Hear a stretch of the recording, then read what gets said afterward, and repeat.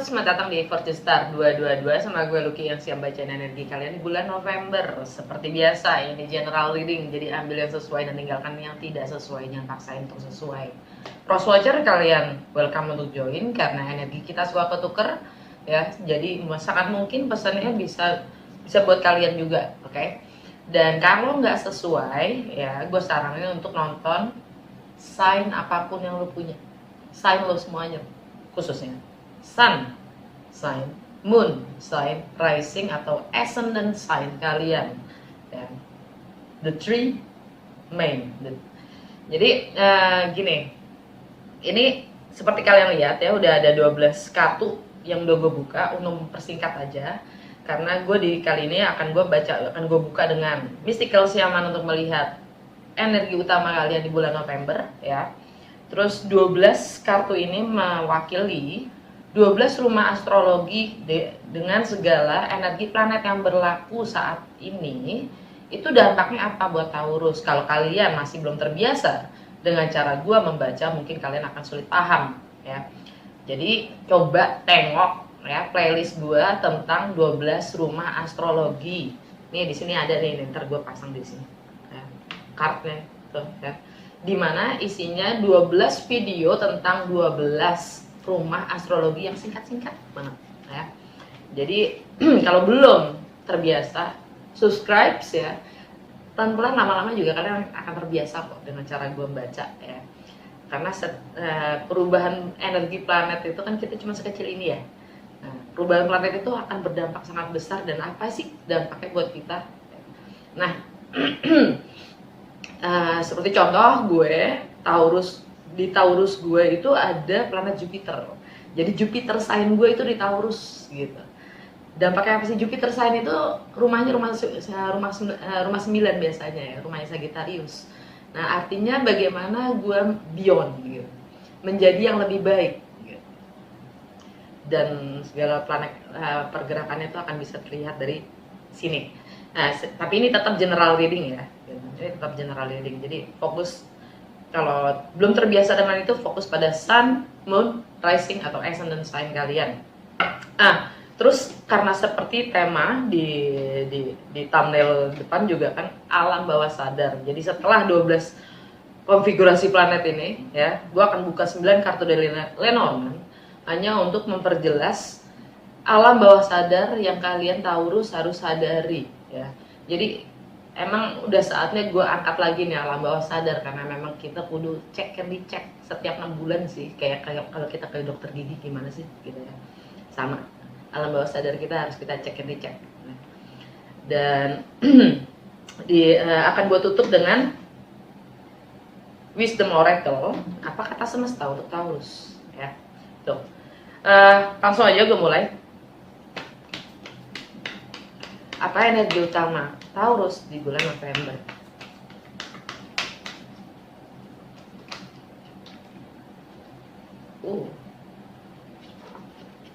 Rainbow kebalik, Heart of Sky.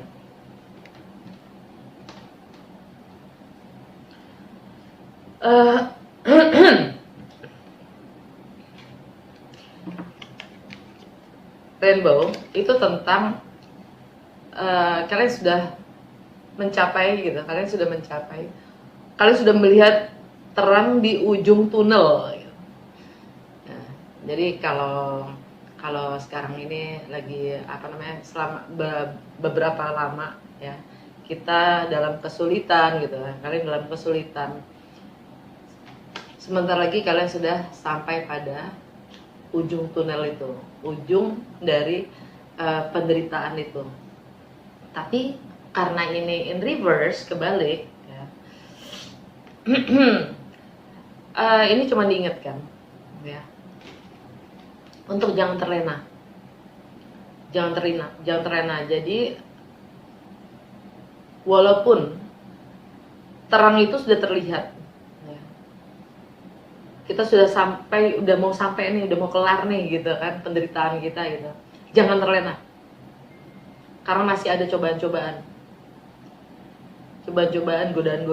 ya, yang akan menghambat kita untuk mencapai terang itu sendiri, sampai keluar dari tunnel itu sendiri gitu. Under the deck, bawahnya adalah heart of sky. Biarkan semesta ya membantu dengan segala niat Nobel ya, sangat nobel, apa sih nobel, dengan kemurnian hati kita, biarkan semesta yang membantu dan mensupport gitu. Tapi jangan turunkan perisai, guard ya, untuk jangan terlena dengan apapun yang menjanjikan di depan sana gitu. Langsung ke tarotnya ya. Kalau gua ngomong 12 rumah astrologi dan gua bacain Taurus, artinya Taurus selalu di rumah pertama. Rumah pertama itu tentang self image, self presence, bagaimana kalian membangun, bagaimana kalian dilihat oleh dunia, kesan yang kalian dapat, ya, orang melihat kalian itu seperti apa gitu. Ya, kalian dapat Five of Pentacles, energi kalian sendiri tahu. Orang melihat kalian, dunia melihat kalian lagi mengucilkan diri, kalian lagi mengisolasi diri. Kalian mungkin beberapa dari kalian ada yang kalian kurang percaya diri karena kalian lagi kekurangan, kalian lagi kehilangan, entah itu pekerjaan ya, entah itu materi ya. Kalian lagi dirudung duka, kurang lebih gitu deh ya. Kalian lagi terasingkan, merasa terasingkan gitu. Kalian kurang pede gitu. Ya. Itu yang dunia lihat dari kalian, yang terlihat. Di rumah kedua, yang originalnya rumah kalian sendiri, tapi di sini karena Taurus di rumah pertama, rumah keduanya adalah rumahnya Gemini ya.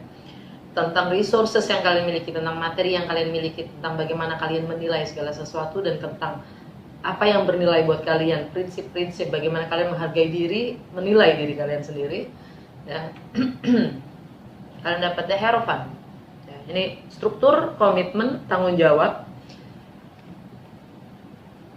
religion ya, yang jelas sih komitmen, tradisi juga termasuk ya, institusi ya. Jadi kalian pegang komitmen berdasarkan konstitusi. Ini energi kalian sendiri. Jadi kenapa kalian merasa terasing, kalian merasa kurang pede, mungkin karena kalian merasa terikat dengan apapun materi ya, yang mengikat kalian, entah itu kontrak ya, kalian merasa terikat norma-norma, tradisi ya, yang kalian pegang sendiri, yang kalian tentukan sendiri, mungkin di masa lalu. Kalian merasa terikat norma-norma etika, komitmen kalian sendiri. Jadi resources yang kalian miliki itu terikat kontrak. Rumah ketiga Mercury ya. By the way, di Gemini itu ada North Nodes ya. Fokus kalian mungkin belakangan 1,5 tahun ini ada di sini.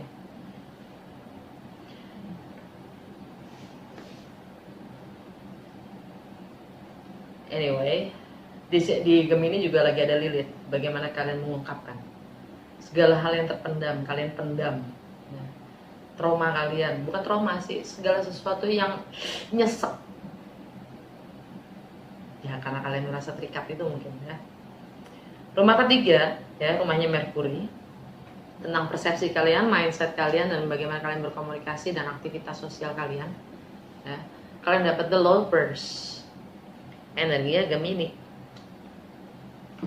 Kalian punya pilihan, komitmen, tanggung jawab, apapun tindakan kita itu ya, kita adalah sebab dan akibat itu sendiri. Kalau kita bisa meng-create masalah, berarti kita bisa juga mendapatkan solusinya, meng-create solusinya ya kan? Pilihan dalam berkomitmen, dalam komitmen kalian sendiri. Kalian komit itu berdasarkan apa? Jadi pemahaman kalian sendiri, persepsi kalian sendiri tentang komitmen itu sendiri, ya. Kalian semuanya itu ada pilihan. Kalau kalian tidak melihat pilihan, itu mungkin karena kita masih belum cukup aware, masih belum cukup sadar kalau ada pilihan yang secara alam bawah sadar kalian mungkin menolak. Cuman karena kalian nggak mau gitu, menanggung resiko atau konsekuensinya. Jadi kalian nggak hitung sebagai pilihan, padahal itu pilihan tetap. Hanya mungkin kita menolak untuk menerima konsekuensi atau akibatnya.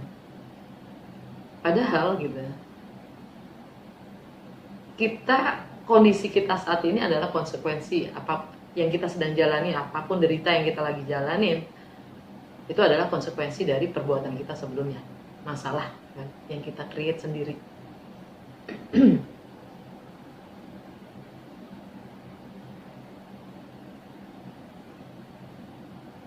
Ini energi Gemini, dan itu berdampak pada resources kalian yang kalian miliki, ya, dan bagaimana self worth kalian sendiri, bagaimana kalian menghargai diri kalian sendiri.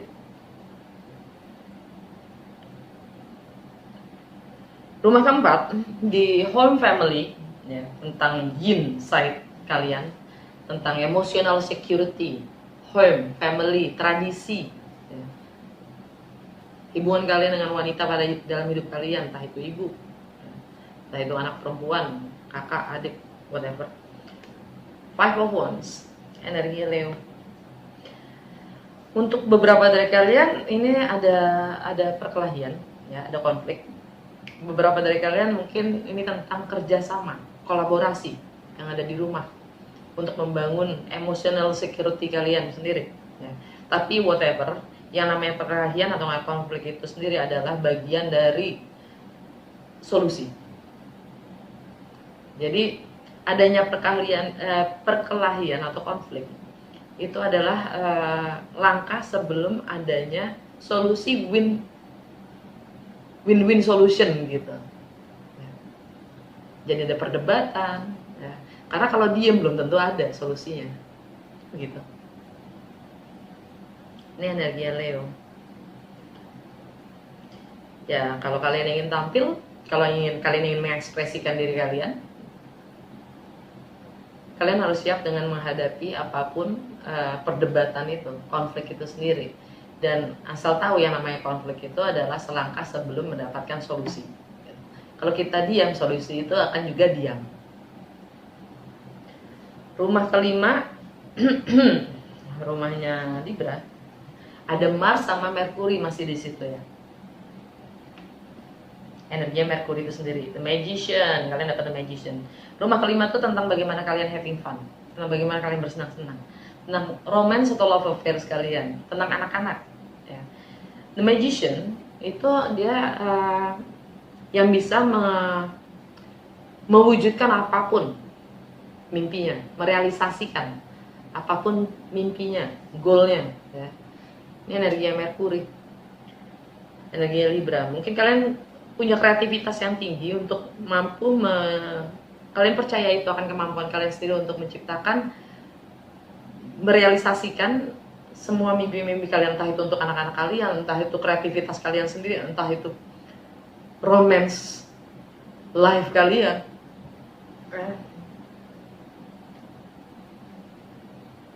Dan karena itu di Libra, ini keseimbangan.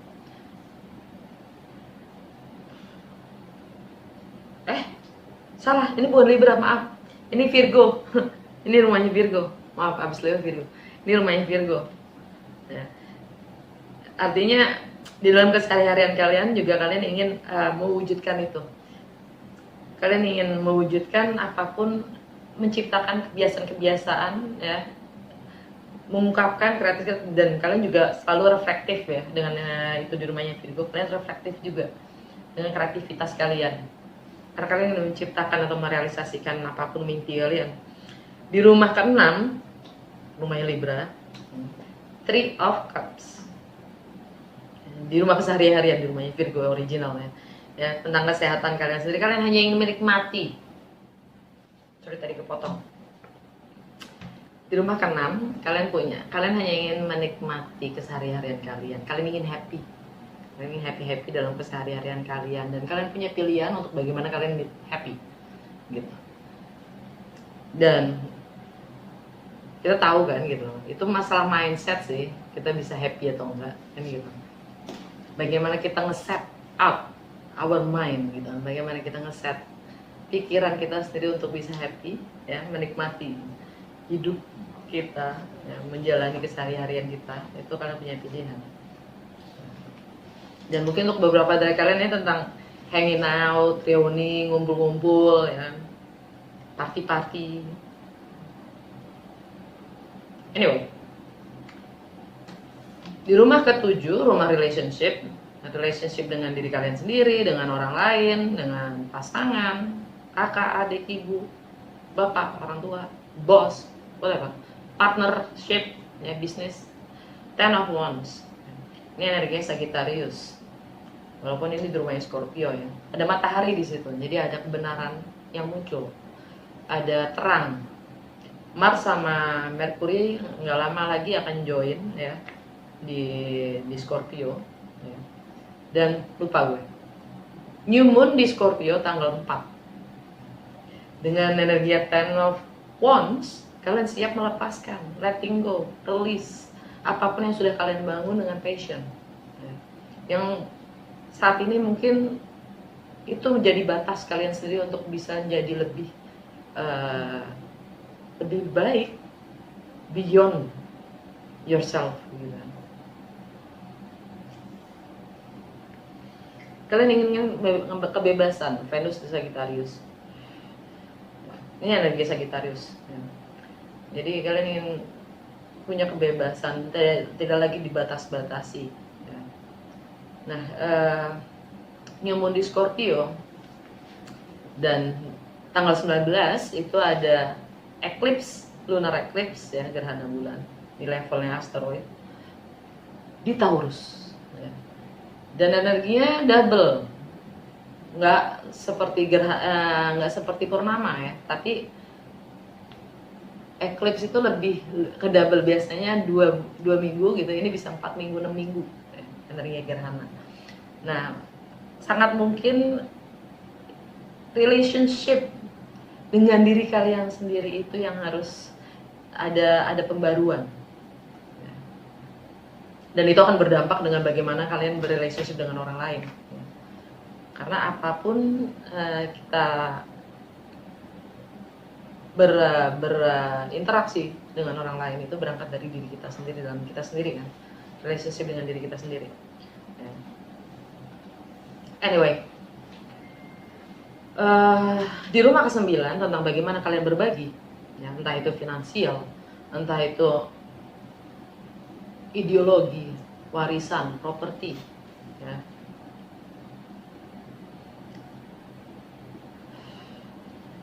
Tentang intimacy, seks, tentang pembelajaran yang kalian lagi dalami ya. Karena Sagittarius itu juga tentang knowledge ya, tentang learning ya. Kalian dapat Knight of Wands. Ini di rumah Sagittarius sendiri, ini energi Sagittarius. Ada Venus di situ. Kalian ingin menjajal, kalian ingin explore apa yang bisa kalian bagi. Ya.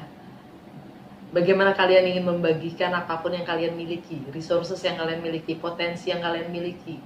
Ya, kalian akan menjajal, mengeksplor ya.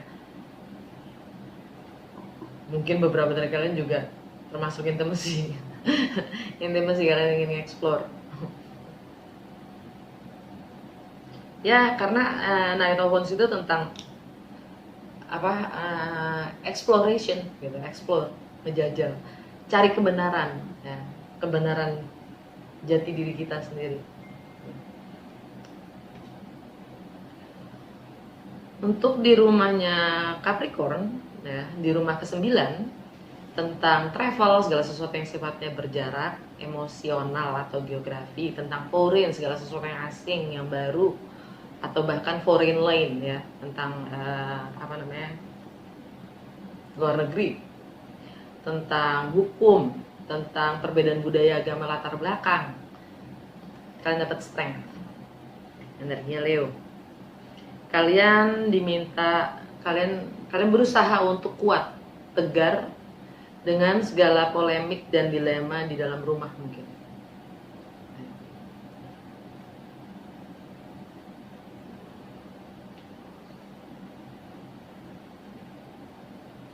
Karena Pluto ada di Capricorn, jadi ada, dan saat ini Mars square Pluto. Jadi tindakan apa yang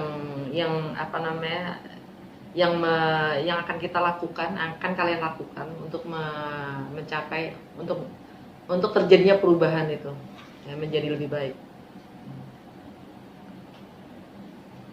Ingat kan, Five of Wands di home, family, dan tradisi. Untuk rumah ke-10 tentang karir, reputasi, juga status sosial kalian atau hubungan kalian dengan bos yang punya kuasa, authority ya, atau laki-laki dalam hidup kalian. Kalian dapat di Emperor, energinya Mars. Mars ada di Libra. Ya, kalian lagi berkolaborasi. Kalian punya kontrol, power, kuasa untuk reputasi kalian sendiri. Ya, kalian bisa mengendalikan itu semua. Itu semua ada di jarahan kalian lah gitu. Kalian bisa mengontrol itu semua. Ini energi Aries. Dan kalian mencoba untuk lebih memahami atau mengerti perasaan orang lain ya. Tentang segala kepercayaan kalian yang membatasi diri kalian sendiri. Kalian cukup sadar akan itu dengan energinya di Emperor. Untuk rumah ke-11 ya.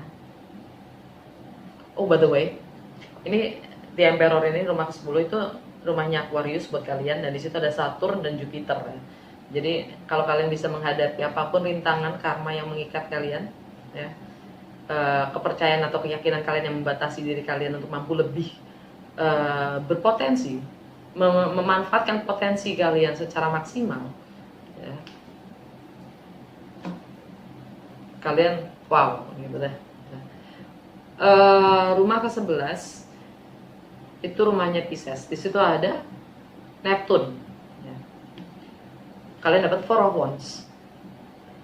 Kalian di rumah ke-11 itu tentang bagaimana kalian bisa mengaspirasi lingkungan terdekat kalian, peers ya, network kalian ya, bagaimana kalian berkomunikasi. Kalian mencoba untuk membangun fondasi atau legacy mungkin ya. Apa yang kalian bisa kontribusikan, entah itu melalui medsos, entah itu melalui komunikasi ya kan, apa yang kalian untuk kemanusiaan ke depan ya. Dan hati-hati pada idealisme kita sendiri karena Neptune di situ ya, dan energi double karena dia di rumahnya Pisces. Karena ya mimpi-mimpi kita itu kadang sifatnya sangat ilusif gitu. Oke. Rumah ke-12 tentang karma, ending, limiting beliefs, alam bawah sadar, juga spiritual. Kalian dapat Knight of Cups. Tindakan kalian apa untuk bisa menghargai mereka-mereka yang terasing, terisolasi, tersingkirkan ya, kalian diminta untuk punya lebih empati untuk mereka-mereka yang kurang beruntung, kurang lebih gitu.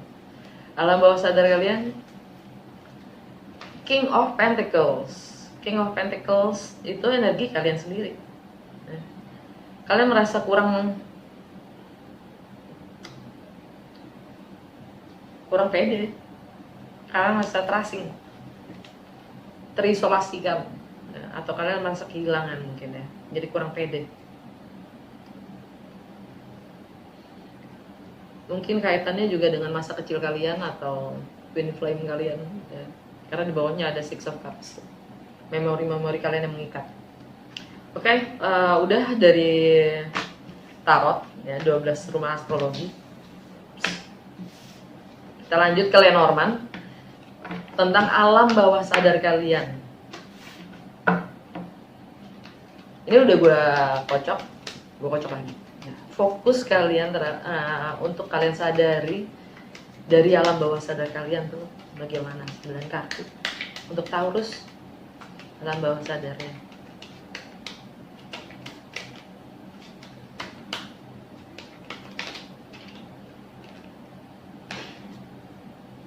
Yep. Magnifying glass, Fox, Anchor, Sheet, Kompas, Moon,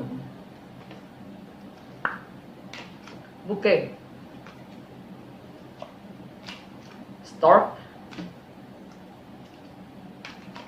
Child, Clouds. Jantung bacaan kalian, Kompas. Arahnya kemana? Kemana kalian ingin mengarahkan hidup kalian? Tujuannya kemana? Di benak kalian adalah bagaimana kalian menyiasati keadaan kalian sendiri. Menjadi yang lebih baik atau stabil? Atau nyaman? Fokus kalian adalah mengambil keputusan tentang apa yang kalian rasa. Tapi semuanya itu, untuk semuanya itu, berdasarkan apa juga? Demi perubahan. Arahnya kemana? Dan bagaimana kalian ingin menyiasati?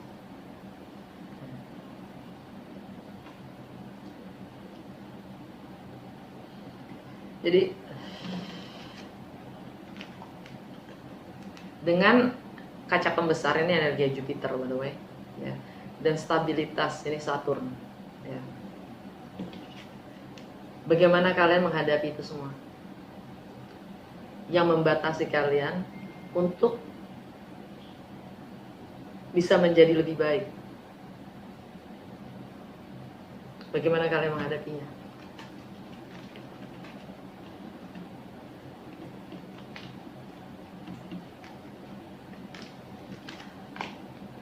Saatnya kalian mengambil keputusan untuk emotional security kalian sendiri. Karena ternyata yang namanya stabil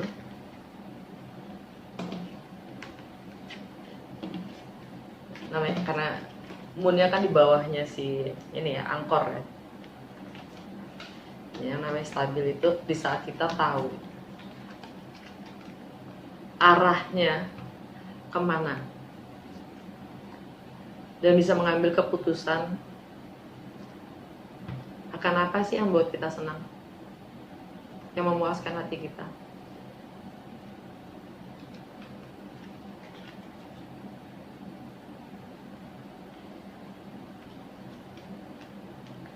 Dan rewards bouquet, ya, rewards itu akan nantinya tuh untuk anak atau generasi berikutnya, ya. Untuk yang belum punya anak atau yang nggak punya anak, ya kan? Anak itu maksudnya adalah generasi berikutnya, karena kita meminjam bumi ini dari generasi yang akan datang, ya. Dan untuk itu harus ada yang namanya perubahan.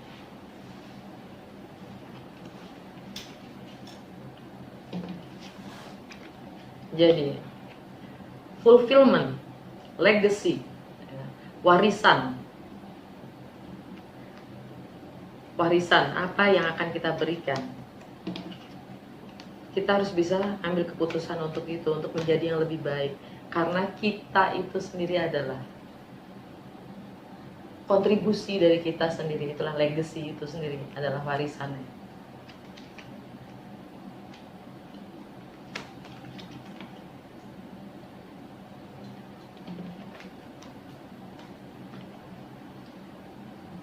Dan semuanya tergantung pada kemana kita mengarah. Tujuannya kemana? Perubahan itu ke arah mana?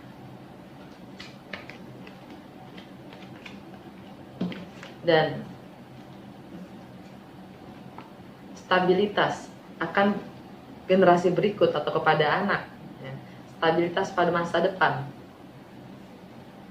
itu bergantung pada emosional kita yang stabil.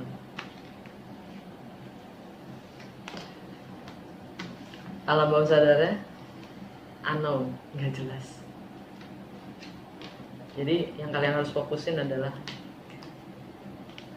kalian punya kemampuan otoritas untuk memberi kejelasan pada yang ketidakjelasan itu sendiri. Oke, kita lihat dari Wisdom of the Oracle, apa kata semesta untuk Taurus di bulan November.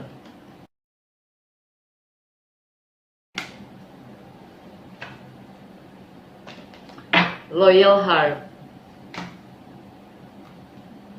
Kalian setia pada komitmen kalian ya. Time for nap. Saatnya untuk istirahat. Oke, udah segitu aja Taurus. Kalau emang resonate, jangan lupa untuk like, comment, and share. Kalau belum subscribe, please subscribe. Thank you for watching.